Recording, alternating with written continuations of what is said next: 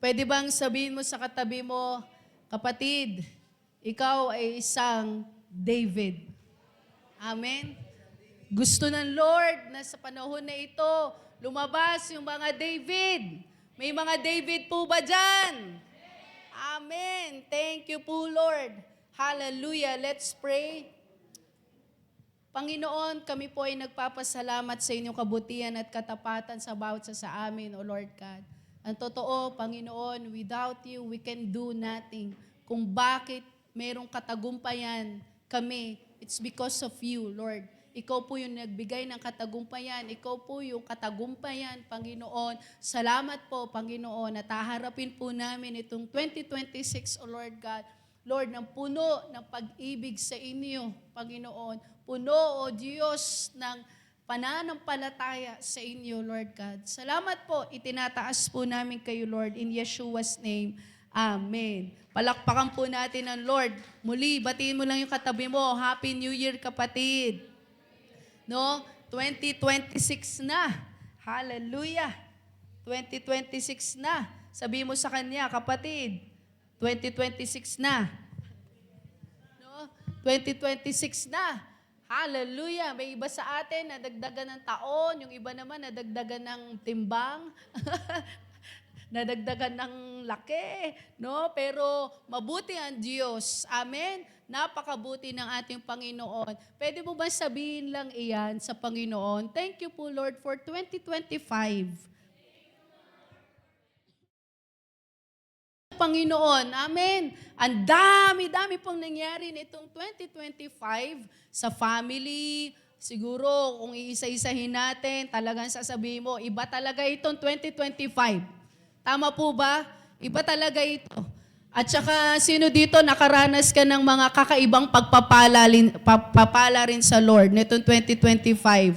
Amen? Iba rin yung pagpapala. Iba rin yung mga challenge na naranasan po natin. Maging sa church, kakaiba din po. Pero naniniwala tayo na ang Diyos natin ay nanatiling tapat at mananatiling tapat po sa bawat isa sa atin. Amen?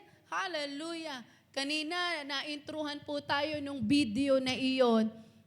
Parang ano po, no, yun yung latest movie. No, kumuha lang tayo ng clip. And napakabuti ng Lord. Makikita natin doon na doon sa kung paano nila pinortray si Goliath, parang nakakatakot talaga. Harapin mo yung ganon. Yung boses pa lang at yung dagundong pa lang ng ano. Actually, bago pa siya lumabas, may lumabas na higante dyan. Tapos, ayun pala, armor bearer lang niya. No? Yan yung totoong lumabas, totoong Goliath. No? Parang nakakatakot talaga. Pero, no? Ang galing at ang tindi nung pananampalataya na meron si David. Humarap siya kay Goliath nang hindi siya si David lang. Amen? Hindi siya humarap yung sasabihin mong boy, shepherd boy. Kundi humarap siya na kung saan ang daladala niya ay yung living God. Ang daladala niya ay yung Almighty God. Amen? Nagiging kakaiba. Kaya tignan mo lang yung katabi mo. No, tignan mo lang siya, sabihin mo sa kanya, kakaiba ka din. No? Nagiging kakaiba because yung presence ng Lord nasa iyo, yung anointing ng Panginoon nasa iyo. Kaya parang nagiging kakaiba ka. Amen.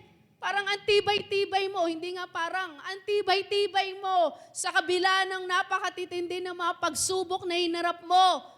Parang hindi ikaw yung dating Joe, hindi ikaw yung dating Ninya, hindi ikaw yung Annabelle na kilala ko. Parang alam mo yun, kakaiba ka ngayon. Because of the presence of God. Because of our Almighty God. Amen? Na nasa atin. Kaya ipagpapasalamat natin sa Panginoon. Pagpapasalamat natin sa Lord. Amen? At haharapin at pasasalamatan rin natin ng Panginoon. Itong 2026. A prophetic call for 2026. The throne room and the battlefield. Sabihin mo nga, throne room. Sabihin mo ulit, battlefield. Yan. May haharapin po tayo, kapatid. No, meron tayong haharaping napakatindi at kailangan po tayo magpahanda sa ating Panginoon. Sabi dito, as we step in 2026, the Lord is sounding a proclaim call to the body of Christ. Sabi mo sa katabi mo, sa'yo. This call is not born out of fear. Etong call daw po na ito, hindi para ikaw ay takutin. Hindi para ikaw ay matakot. Nor it is a reaction to the cultural pressures that surround us. No, hindi ito para sasabihin mo, matakot ka sa mga nangyayari ngayon sa paligid natin, yung pressure na dala-dala ng mundong ito. Sabi ano daw po? It is a call to alignment. Sabi mo nga, alignment. No, sinasabi nga ni Pastora Cynthia na itong taon na ito, binigay ng Lord sa kanya to yung word na realignment. Meron talagang pag-aayos na ginagawa ang Diyos. No? Talagang meron siyang ina-align. Parang sabi nga ni Pastor Jumani, para sa sasakyan. No? Ano ang ina-align sa sasakyan? Merong ginagawang wheel alignment o yung tire. No? Yung gulong ina-align. Maging sa bike, ina-align po iyan. Bakit? Kasi pwedeng mas masira yung sasakyan mo at pwedeng kung saan-saan ka dalhin nito, kaya ina-align yan. No, siya yung nagbibigay ng direksyon. Sabi, it is a call to alignment. No? Kaya kapag ikaw nakakaranas ka ng parang kakaibang challenge sa buhay mo, kapatid, baka may ina-align ng Diyos sa'yo.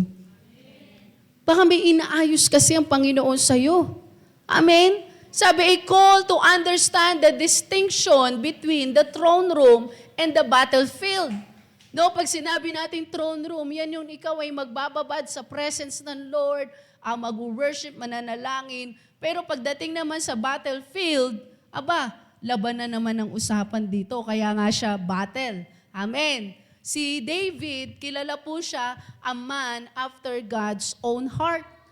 Kung makikita natin, pagdating sa pagpupuri, pag-worship sa Panginoon, kilala siya na nakukuha niya ang puso ng Diyos. Pero pagdating din sa battlefield, kilala siya na napakatinding mandirigma ng Panginoon.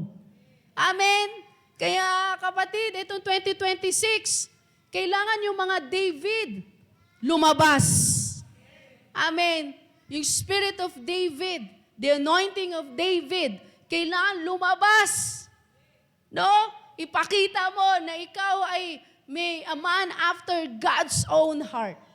Amen? May pananampalataya sa Panginoon. Sabi, many of God's people love the throne room. Hindi naman po masama yan. We love the presence, the worship, the intimacy, the awe, and rightly so, but there is a growing tension in the spirit. And the Lord is saying, this season, kalabitin mo yung katabi mo, sabi mo sa kanya, this season. Sabi dito ng Lord, sinasabi ng Panginoon, this season, my sons and daughters must know where to sit and where to stand, when to worship at my feet, and when to take their place in the battle. Kailangan daw sa panahon na ito, alam mo kung kailan ka titindig. Alam mo kung kailan ka uupo. Sabi, alam mo kung kailan ka mag-worship.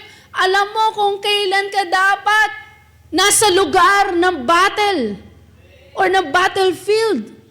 Amen? May nabasa pa nga ako, sabi po parang ito yung season na kung saan kailangan maalis tayo doon sa shell. At kailangan tayo mag-soar. Kaya pala tayo eagles. Hallelujah. Sabi, this is not a season of retreat. Amen. Dito yung para ikaw umayaw pa o sumuko. Sabi, this is not a season of retreat. This is not a season of silence. Kaya si David, parang alam mo yun, biglang nagpantig. Tama ba ako? Pantig? Pantog. Pantig yung kanyang tenga. No, ha? Panting. No, parang nagpanting yung kanyang tenga. Anong naririnig niya na dinidefy o tinututya ni Goliath o ng mga Philistine, yung kanilang Diyos. Diyos ng Israel. Sabi niya, aba, hindi ako papayag. Hindi ako papayag.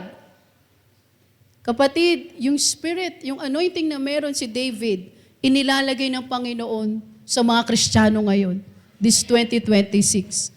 Na kung saan, hindi ka papayag pag si Lord na. Pag meron na sinasabi patungkol sa Panginoon, dinidefy ang Diyos mo, ang gawain. Hindi yung sasabihin mo mga away ka. Pero kanina sinabi po, learn. Sabi, learn kung kailan ka, when to sit or when to stand. When to worship or go to a place of battle. Kailangan alam natin. Kaya sinasabi, this is not a season of silence. This is not a season where personal comfort can be our compass. Tama na sa comfort zone. Sabihin mo sa katabi mo, kapatid, tama na sa comfort zone. Hindi yan yung ating compass. Ang compass natin ay salita ng Lord. Direksyon ng Panginoon. Amen. Sabi, it is a season where God is awakening the warriors. Amen. May mga warriors po ba dito? Sabi, it is a season where God is awakening the warriors. Ginigising ng Panginoon ang mga sundalo niya. Ginigising ng Diyos ang kanyang mga warriors. Kapatid, wala ka mang uniform. Pero, nakikita ng kaaway, naka-full armor of Christ ka. Amen. Kaya natatakot ang kaaway sa iyo. Hindi lang sa pagmumuka daw. Kundi alam ng kaaway, merong nasa iyo. Amen. At kung anong magagawa nung nasa iyo. Sabi, growing hostility, but not a fearful hour. Huwag kang matakot. Pero marami po tayong haharapin this 2026. Sabi nga, yung first 3 months, sinasabi ng mga ibang propeta, this first 3 months is a crucial month. Kaya kailangan tayong nakababad sa Diyos, nananalangin, at ang mga Kristiyano ng Lord. Kapatid, you need to soar. You need to roar. Amen. The climate surrounding Christianity is shifting. A rising hostility, ang dami na yung mga nagagalit, naiinis sa mga Kristiyano. An increasing spiritual intolerance and a mounting cultural aggression toward believers are becoming impossible to ignore. But, sabi po dito, this is not a prophetic word of dread or defeat. Hindi ito para ikaw ay matalo. This is a reality check for a victorious people. Hindi ka magtatagumpay kapag walang laban. Pag wala kang hinarap na laban, paano mo masasabing ikaw ay tagumpay? Amen? Parang nung sports fest lang natin yan. Kamusta yung mga player natin dyan? Grabe naman, ang gagaling, ang titindi. No? Hindi mo masasabing victorious ka kung ikaw ay hindi lumaban. Amen? Ano mo masasabi na ikaw ay panalo? Ano pinagpanalunan mo? Kaya sinasabi po kapatid, huwag kang matakot kasi may pinagtagumpayan na ang Diyos. Hostility does not diminish Christ's victory. Kahit na sabihin mo, may hostile, mayroong puot, may galit, kapatid, hindi niya mahadlangan, masisira yung katagumpayan na inihanda na ng Lord sa atin. Darkness does not erase the authority of the kingdom. Amen? Kahit na sabihin natin na ang darkness, palawak na palawak, ang titindi na ng mga kasamaan. Kapatid, sabi, it does not erase the authority of the kingdom. Pressures does not silence the remnant. Di ka mapapatahimik. Nasasabihin mong pressure na inilalagay ng mundo ngayon. Amen. Kapatid, sinasabi po sa atin kanina, it is not a season for silence. For you to be silent. Hindi. Ito yung pagkakataon na dapat ang mga Kristiyano buka ang bibig. Sinishare ang gospel. Nananalangin. Amen? Instead, sabi po dito, it exposes where the church has been lulled into stillness, softness, or silence. In this pivotal hour, the Spirit of the Lord is urging His people to discern. Sabi mo sa katabi mo, discern. Napaka-importante, kapatid, na sa panahon na ito, ask the Lord for the discerning of the Spirit. Amen? Dapat alam natin kung yan ay sa Lord o hindi. Alam natin kung yan nakakalugod sa Panginoon o hindi. Sabi not everything can be resolved from the throne room alone. Hindi lahat madadala po sa throne room, sabi daw. Bakit? Some giants will only fall when God's sons and daughters step into the battlefield. Amen? Kailangan kang humakbang Kailangan ka pumunta sa battlefield. Parang yung pinag-aaralan po natin kay, yung Bible study natin, si Rick Joyner. Sabi niya, nung dinala siya ng Lord doon sa level na sa Eden, sabi niya, Lord, ang tindi ng presence dito. Ang ganda na. Pero sabi ng Lord sa kanya, go back. Pinababalik siya doon sa battlefield. Sabi niya, Lord, ang ganda na ng presence dito. Ang tindi na Pero kailangan Amen? Kailangan Ngayon, marami po tayong pwedeng harapin na laban. Kung isa ang lalaban. Si David, nakakatuwa kung paano pinortray. Pagkatapos nung isang bato, biruin mo, isang bato lang. Sabi, isang bato lang ang makakatalo dito sa army namin na ito. Giant na napakatindi. Ang dami pa nang sinabi nung giant. Isang bato ka lang pala. Tapos pagkabagsak, ang ganda nung biglang ang tawag doon? May shaking na nangyayari. Yung pala, yung mga Israelites, ayan na, pasugod na rin, natutulungan na si David. Kapatid, kung may haharapin man po tayong battle, sabi sa Bible, 2 is better than 1. Amen? Kaya kung ikaw ay may battle, may hinaharap ka, mag-ask ka ng prayer. Amen? Huwag kang mahiya. Mas lalo mong gawin na mas magtiwala sa kapwa mo. Magtiwala sa Diyos. Sige. Ask ka ng prayer. Sabi David's 26th mention, a prophetic key for 2026 in 1 Samuel 17 verse 26. Sabay-sabay po nating basahin. 1, 2, 3, fire. Then David spoke to the men who were standing by him, saying, what will be done for the man who kills this Philistine and takes away the reproach from Israel? For who is this uncircumcised Philistine that he should taunt the armies of the living God? Sabi niya, sino ito? Ang tindi, nilait pa. Sino itong uncircumcised na ito? At tinututya ang aking Diyos. Parang sino ka para sabihin mo yan sa aming Diyos? Sa aming buhay na Panginoon. Kapatid, I pray makuha mo ito. You are David. Ikaw ay David. Amen? Na kung saan di ka papayag na hindi mangyari ang kalooban ng Diyos. Hindi ka papayag at hindi ka na lang hindi ka yung sasabihin mo, tatahimik ka na lang, makikipag-compromise ka na lang para wala nang masabi yung iba. Hindi! David ka. Hindi ka papayag na wala kang itutuwid o hindi mo sasabihin kung ano yung totoo. Amen?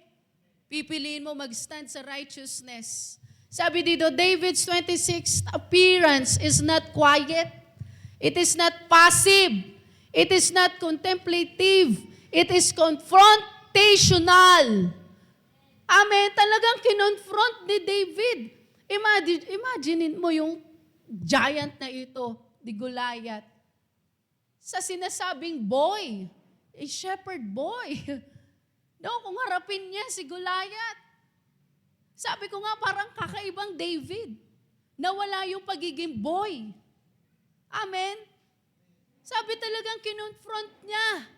Hindi sasabihin mo na passive siya. Dito sa sinabi sa 1 Samuel, verse 26. Sabi it is confrontational. It is a defining moment where David refuses to tolerate the mockery of a demonic spirit that had paralyzed an entire nation. Hindi siya pumayag, hindi niya tinolerate na okay lang kasi hindi natin kaya yan. Ang dami ng sinasabi. Ang dami ng pangtututya. Tama ba o pagtututya? Minamak ang Diyos, minamak ang kanilang paniniwala, pananampalataya. Sabi yung demonic spirit na dinideclare nila ng kalaban, hindi tinolerate ni David. Lumabas si David. At anong ginawa? Hinarap yung spirit. This is the prophetic key for 2026. This is the year the taunting spirit must be confronted. Ang dami tayo at pwedeng marami tayong marinig na tinig ng kaaway. Different spirit na pwedeng ilagay ng kaaway. Different voices na pwedeng gawa ng kaaway. Pero kapatid, binibigay ng Lord yung anointing ni David. Kukomprontahin mo yung spirit ng kaaway. Sa tahanan nyo, nakikita mo, may nangyayari, confront the spirit. Wala kang karapatan dito sa aming pamilya. Sakit, lumayas ka, wala kang karapatan dito. Confront the taunting spirit. Kung naririnig mo at sinasabi, paulit-ulit na lang yan, ganyan na kayo. Lahi nyo na yan. Tignan mo, pag ikaw nagkaanak, ganyan din. Kapatid, confront the spirit. Huwag kang pumayag. Sabi, it is not season for silence. Huwag kang pumayag. Confront the spirit. Rebuke the spirit. Amen? There is once again a spirit taunting the sons and daughters of God. Mocking. Ayan ang gagawin. May spirit ng giant or may spirit ng Goliath ngayon na ilalabas ang kaaway. Magmamak.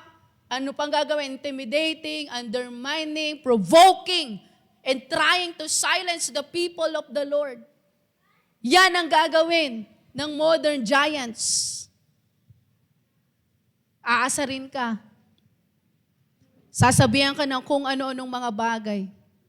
Mamak ka, maging yung faith mo. Para lang ikaw ay tumahimik, papatahimikin ka, pero huwag kang pumayag. Sabi, it taunts identity.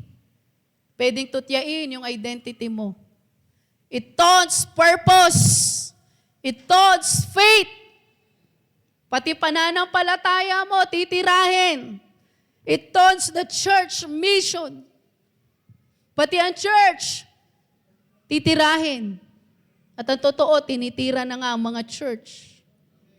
Pero huwag kang pumayag. It taunts the call to stand boldly in a hostile hour.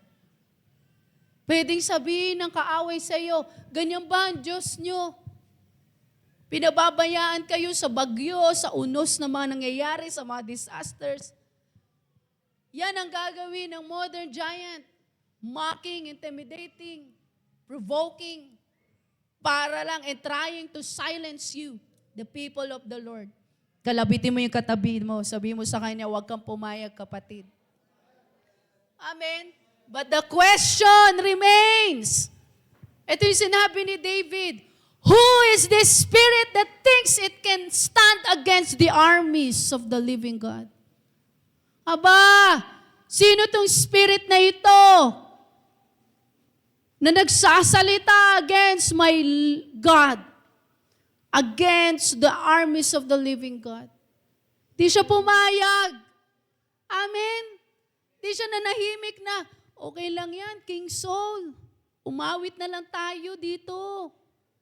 Ano na lang kita, tugtugan na lang kita. Walang ganun. Hindi niya tinolerate. Nanginginig na yung buong Israelita. Nanginginig na yung mga tao. Yung army ng Israel, nanginginig na sa takot. Ano ba naman? Boses pa lang eh. Dagundong pa lang nung paa. Sabi ko nga, nung nakita ko yun, parang nakakatakot talaga. Talagang nakakatakot po talaga. Talagang imaginein natin na talagang hindi po biro, talagang nakakatakot yung Goliath. Talagang may ilalagay ang kaaway na mananakot sa iyo. Trying to silence the people of the Lord. Huwag kang pumayag. Be like David. Amen? Roar. Roar. Gamitin mo kung paano ikaw pag nakikipagtalo sa asawa mo. Joke lang po. No? Roar. Amen. No, huwag ka pumayag. Hallelujah. Modern Goliaths expose. No, i-expose natin. Ano ba itong ginagawa ng Goliath na ito? Sabi, as the Lord began revealing the significance of David's 26 declaration, He began to uncover the modern Goliaths that have risen in this generation. May lalabas na giant, modern Goliaths. Giants that openly defy the living God and taunt His people with boldness and arrogance. Yan daw po ang gagawin ng modern Goliath. Ng spirit ng Goliath. Tututyain yung mga Kristiyano, tututyain yung gawain ng Diyos. Lalaitin ang Panginoon, lalaitin ang gawain ng Lord. Lalaitin yung pananampalataya mo. Kung ano-ano mga sasabihin. Tignan mo yan, Kristiyano yan.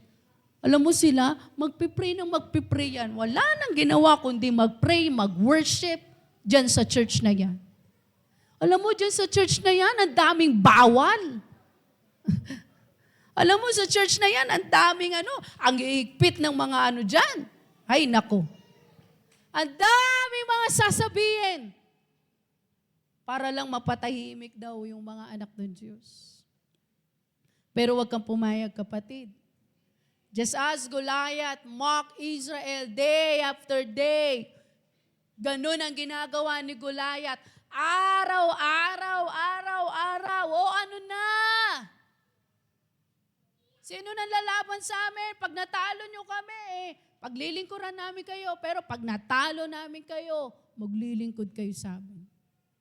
O ano na? Naghihintay na kami. Sino na panlaban nyo? Kala ko ba may Diyos kayo? Kala ko ba makapangyarihan ang Diyos nyo? There is a modern Goliath na mag-a-arise.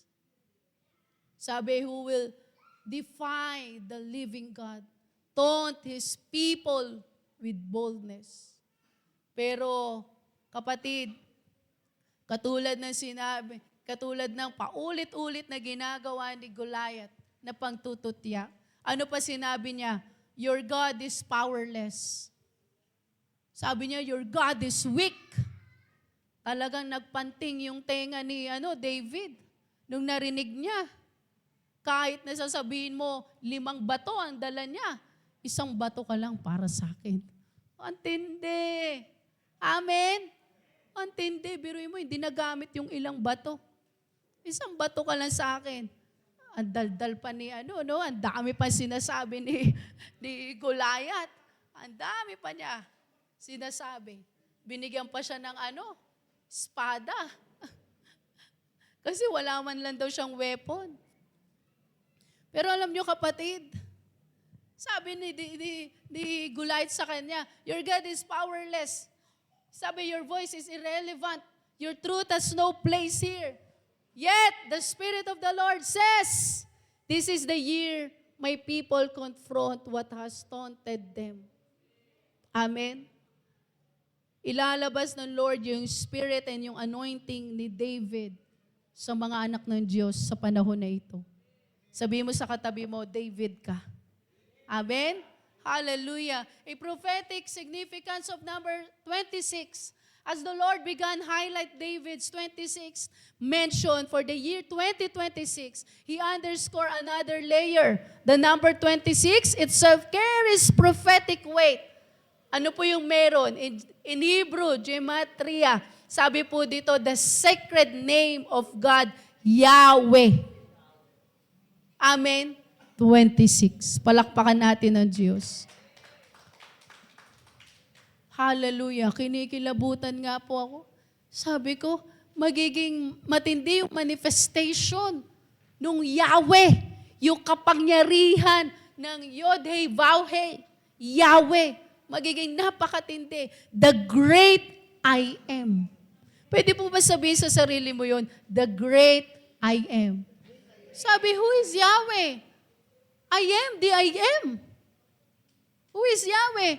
I am the I am. Kaya po yung ano natin, supernatural, asan na nga ba yun? Sabi, I am the supernatural. Now, pwede mo ba sabihin sa katabi mo yan? Sabihin mo sa kanya yung I am. I am the supernatural now. Dinideklara mo sa katabi mo that I am. Na ikaw din. I am. Amen. Yahweh. Kaya ito 26 na ito, 2026 na ito, magiging napakatindi ng manifestation, ng power, ng pangalang Yahweh. Hallelujah. Sabi, this is a covenantal. Covenant to ng Diyos sa atin. Symbolic meaning of 26, the divine name. Nasa iyo. Pwedeng mag-manifest yung kapangyarihan ng pangalan ng ating Panginoon, God's nature, authority, and presence. Kanina binabanggit po ni Sister CJ, yung authority ng Panginoon na ibinigay din sa atin. Sabi, divine name nasa iyo. Covenant. May covenant ang Panginoon sa atin. The unbreakable promises of God. Tandaan mo yan. Pwede yung mag-manifest na napakatindi sa araw na ito, taon na ito. Continuity, the Messiah coming through David's lineage. 26 ties together, David, Messiah in the divine name, Yahweh. Palakpakan natin ang Diyos. Hallelujah. This season carries the message. Sabi, the divine name is upon your identity. Nakatatak na sa iyo. Amen. Your calling and your assignment. Nakatatak sa iyo yung divine name, Yahweh. Sa identity mo, sa calling ng Panginoon sa iyo, maging sa assignment mo. Kaya huwag kang matakot pag may inassign ng Lord sa iyo. Pag may pinagawa ang Panginoon sa iyo, huwag kang matakot. Nakatatak yung name, Yahweh. The great I am. I am the I am. Kaya huwag kang matakot, pati sa calling mo. Tinawag ka ng Lord to be a prophet. Tinawag ka ng Lord to be the mouthpiece ng Panginoon. Tinawag ka ng Lord to be evangelist. Tinawag ka ng Lord to be apostle. Tinawag ka ng Lord to be a pastor. Kapatid, nakatatak sa iyo yung divine name ng ating Panginoon, Yahweh. Huwag kang matakot. Kaya si David, hindi siya lumapit o humarap kay Goliath as boy. Amen. Ano dala-dala niya? Yung identity. Calling niya, assignment niya. Na alam niya, si Lord nasa kanya. Ang dala-dala niya, si Lord. Ang dala-dala niya yung divine name ng Panginoon. David carried the covenant name into the battlefield. Ayan ang dala-dala niya. Kaya sabi niya, sino ka? Sino kang spirit ka? Sino kang uncircumcised Philistine ka? Para tutyain ang pangalan ng aking buhay na Diyos. Not just the throne room, and so must we. 26, a reminder who you are and what you carry. Aba, nire-remind tayo na Diyos, etong taon na ito, Sino ka? At ano yung daladala mo? Sino nasa iyo? Amen? Kaya kung may nagsasalita against your faith, confront the spirit. Rebuke that spirit. Dahil alam mo kung sino yung nasa iyo. Amen? Alam mo kung ano magagawa ng Panginoon. Sabi, you carry the divine name. Hallelujah! We carry the divine name, Yahweh. Sabi, you carry the divine name, your identity cannot be stolen. Your failures refine you, not disqualify you. Amen. Yung mga sasabihin natin nag-champion, nakaranas din sila ng failure. Pero sabi, it's not, does not disqualify you, kapatid. Kundi, pinaparanas ng Panginoon sa atin yung katagumpayan. Your calling as a warrior cannot be silenced. Tinawag ka ng Lord to be a warrior. That's why, do not be silent. Your assignment as a kingdom builder cannot be interrupted. Amen. Sabi mo sa katabi mo, kingdom builder ka, kapatid. Hindi ka magpapa-interrupt.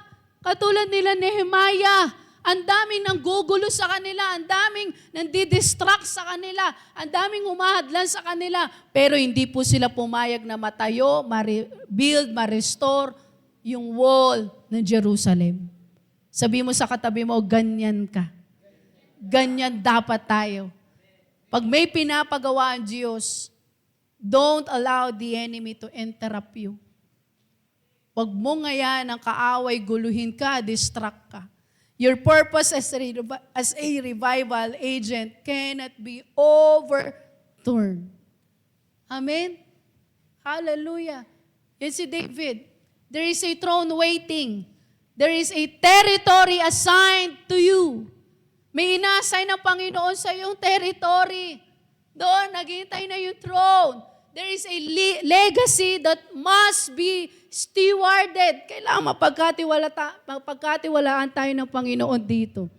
Worship is your weapon. Sabi mo sa katabi mo, worship is your weapon. Amen. Sinabi din po yan ni Prophet Sado, this 2026, kailangan mag-arise yung mga true worshiper ng Panginoon. Sabi, maging napakatindi ng worship because this is our weapon. Amen. Kaya si David, a man after God's own heart. The land is your domain. Kaya may territory na ipinagkatiwala ang Lord sa atin. Nilagay ka ng Lord sa Jagsgo ang ono. Kapatid, inassign ka dyan ng Panginoon. Huwag kang matakot. Huwag kang magpa-distract sa kaaway. Taniman mo ng taniman ng goodness ng Lord. The name is your covering. The divine name of God, Yahweh, is your covering. Sino pwede makatalo doon sa name Yahweh? Sino pwede makatalo sa ating Panginoon? That's our covering. Amen. Marami mang pwedeng balakin ng kaaway sa atin, paninira, pangwawasak, pagnanakaw, but the divine name of the Lord is our covering. Palakpakan natin ang Diyos. Sabi 26 reminds us our destiny flows from the divine name and our victory is rooted in covenant. Tandaan mo, may covenant ang Lord sa iyo. Yung katagumpayan, covenant yan ng Lord sa atin. Kaya po, every Sunday, pag tayo nagmi-meet, alam mo yun, ginagawa natin na mag-communion. Kasi covenant ng Lord sa atin yan, yung victory. Amen? So, pamamagitan ng dugo, ng katawan ng Panginoon, covenant po ng Lord sa atin yan. Pagpapakita at pagre-remind ng Lord sa atin, may katagumpayan na. Amen. The throne room prepares you. Ang ganda po nito. The throne room prepares you, but the battlefield reveals you. Yung throne room, pag ikaw nang worship sa Panginoon, doon sa secret place, ang daming nire-reveal ng Lord sa iyo. Ang tindi ng presence ng Panginoon, pero pagdating sa battlefield, pinapakilala kung sino ka. Amen? Kaya nakilala si David, a man after God's own heart. Nakilala si David, nako, yung Diyos na sinasabi niya, nasa kanya. David knew the throne room. He worshiped, he ministered to the Lord in secret. Yet, when the moment came, the Lord required him to step into the battlefield. The throne room prepared him, but the battlefield revealed him. Kapatid, nung siya'y hinahanap, dahil sabi, anak ni Jesse, yung i-anoint mo, sabi kay Prophet Samuel. Tapos nakita kasi kasama sa army ng Israel. Aba, baka ito, malaki ang katawan. Aba, ito, masel-masel. Sabi ng Lord kay Samuel, hindi yan. Aba, baka ito matangkad. Hindi yan. Aba, ito baka matalino. Ito. Sabi ni Samuel, meron ka pa bang ibang anak? Kasi sinasabi ng Lord sa kanya, hindi yan eh. Meron ka pa bang anak? Sabi, andun. Papastol. Boy, nagpapastol doon. Sabi niya, tara, papuntahin mo dito. Nung makita si David, sabi ng Lord sa kanya, ayan, i-anoint mo iyan. Kung titignan natin, parang, ang daming magagaling ah. Ang daming mga laki-laki mga muscle ah. Meron na ngang kasama na sa army eh. Pero sabi ng Lord sa kanya, huwag kang tumingin sa physical. Sabi niya, i-anoint mo iyan. Tapos grabe na yung ginawa ng Lord sa kanya. Ang bilis na kung saan kilalang shepherd boy, lumaban doon sa pinakamatinding kalaban ng Israel. Aba, kapatid, pwede nating hindi sabihin nga na na magaling na siya eh. Kasi lumaban na siya ng matanda. Hindi, talagang lumaban siya at humarap siya na boy eh. Tama po? Humarap siya na boy eh. Kaya nga natawa na lang sa kanya si Goliath eh. Sabi niya ba ilalaban nyo? Eh, snack ko lang yan eh. Snack ko lang yan eh. Yung ba ilalaban nyo? Kapatid, pero makikita natin yung spirit na meron si David. Sabi doon sa throne room, inihanda na siya ng Diyos. Kaya napakahalaga, nasa throne room ka. Napakahalaga yung meron kang secret place. Amen. Napakahalaga na meron kang oras sa Panginoon. Napakahalaga na nandun ka sa tamang lugar, yung throne room, worship mo sa Panginoon, yung secret place nyo ng Panginoon, napakahalaga. Bakit? Doon ka kasi inahanda ng Diyos. Para paglabas at harap doon sa battlefield, aba, kayang-kaya mo. Kasi alam mo, inihanda ka na ng Diyos. Palakpakan natin ang Panginoon. Pero meron challenge. We have lovers of God, but not enough warriors.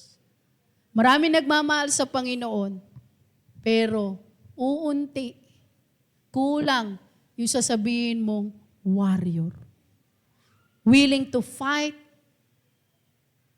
willing na makipaglaban, willing na mag-sacrifice. Ang dami nagsasabi, mahal ang Diyos, but not enough warriors. I pray in Jesus' name this 2026, mas pipiliin natin maging warrior. Lover na ng Lord, warrior pa ng Lord. We have worshipers, but not enough watchmen. Ang dami pagdating sa worship. Ang daming ganado. Pero pag nagtawag na ng prayer meeting, pag nagtawag na ng 24 hours prayer, pag nagtawag na ng 8 watches, pag nagtawag na ng mga panalalanginan ng mga gawain, nawawala. That's the challenge na pwede po nating harapin at hinaharap. Kaya nga po challenge, china-challenge tayo ng Diyos. Worshipper ka lang ba? O watchman ka din? Lover ka ba ng Panginoon? O warrior ka din? Amen. We have prayer rooms, but not enough battle lines. Dami nating prayer rooms. Meron nga po tayong ang tawag din sa main. May prayer tower tayo. Meron din po tayong ginaganap na Rosh Kodesh. Ginawa natin siyang prayer mountain natin sa Little Baguio. Pero sabi, not enough battle lines. Kulang tayo ng army. Pagdating na sa mga panalanginan o mga sakripisyong mga gawa, ayan na parang, sige, kaya nyo na yan. Kaya nyo na yan, pwede na kayo dyan. Kayo na lang po dyan. Ito yung challenge. At sina-challenge tayo ng Lord. Lover tayo ng Panginoon, pero warrior din tayo. Worshipper tayo, pero watchman din tayo ng Diyos. Amen? Makita ng Lord sa atin. Hindi lang natin sinasabing mahal natin ang Diyos, kundi nakikita ng Lord sa atin na talagang mahal natin ang Diyos. This is the year to carry the throne room into the battlefield, to fight with presence, to war with purity, to battle with boldness, to confront with covenant authority. Amen. Yung ikaw ay lalabas, harap doon sa battlefield, na ang dala-dala mo presence ng Panginoon. Makikipaglaban tayo with pure heart, with boldness, with authority na binigay ng Lord sa atin. Amen. Hallelujah. Silence is no longer an option. Pwede man sabihin mo sa katabi mo, silence is no longer an option. Hindi na po ito yung panahon sasabihin mo, tumahimik ka na lang para wala nang masabi yung iba. Huwag ka na lang magsalita para na lang. Pero patawarin kami ng Lord na minsan nagiging ganyan ako. Sasabihin ko minsan kay Pastor Joms, parang minsan tuloy ayaw ko nang kausapin, matahimik na lang ako, kasi paulit-ulit naman. Pero patawarin tayo ng Lord. China-challenge tayo ng Panginoon ngayon. Silence is no longer an option. Kasi kung tatahimik tayo, mas lalong pwedeng may mapahamak. Amen. Silence is no longer an option. May nagsabi sa amin kailan lang na, Pastora, wag niyo na pong anuhin kasi baka isipin po, ganito, ganyan. Pastora, bakit? Hindi. Silence is no longer an option. Sabi ko sa kanya, pag nakita mo yung kapatid mo malalaglag na sa bangin, tatahimik ka pa ba? Tatahimik ka ba? Hindi. Kailangan may gawin tayo. Amen. Sabi, hindi na ito yung ang option na lang natin lagi tumahimik na lang tayo para walang away.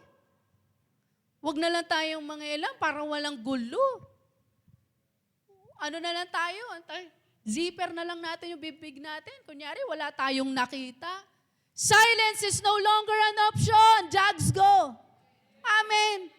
Sa katulad ni David, hindi siya pumayag. Hindi niya tinolerate kung paano minak ni Goliath ng Philistines ang Diyos ng Israel. Kaya nga po tayo may Shalom Initiative. Kasi hindi tayo pwedeng tatahimik na lang tayo. Nakikita natin nangyayari, kinakalaban. Nananalangin po tayo. Amen. Sabi, Israel tolerated Goliath's mockery. They endured it. They normalized it. But David refused. Natakot kasi ang Israel. Kinabahan. Kaya parang paulit-ulit na lang. Sabi, day by day, inaasar na sila. Tinututya na sila. Ano na? Kala ko ba may Diyos kayo? Kala ko ba buhay ang Panginoon nyo? Pero nung nalaman ni David, hindi ako papayag. Amen. This is the defining question for 2026. Will we remain silent while a demonic spirit intimidates the body of Christ? Or will we rise? Hayaan mo na lang ba tumahimik? Tatahimik ka na lang ba na yung kaaway, yung demonic spirit, yung mga kaaway o ang tindi ng boses na pinapadala ng kaaway, tatahimik ka na lang ba? Tatahimik na lang ba tayo o titindig tayo sa ating pananampalataya? Pag mali, mali, kapatid. Amen? Pag mali, mali po. Pag tama sa paningin ng Lord, yan po'y tama. This is the year the church must declare, enough. Sabi mo nga, enough. Deklara mo na yan. Sa loob ng pamilya, may nangyayari, may kahirapan, may sakit, may paulit-ulit na nangyayari. Enough! Rebuke the enemy, rebuke the spirit. Confront the spirit. Wala kang karapatan. Sabi, enough intimidation, enough fear, enough retreat, enough compromise. Amen. Huwag ka na matakot. Kung ikaw ay tinawag ng Lord, lakaran mo na yan. Enough retreat. Sabi, hindi na ito yung season para tayo mag-retreat. Retreat, tara na. Hindi. The enemy's voice may be loud, but it is not sovereign. Tandaan po natin yan. Ang kaaway, malakas lang boses niyan. Talagang lalakasan at lalakasan pa niya. But it is not sovereign. Di makapangyarihan.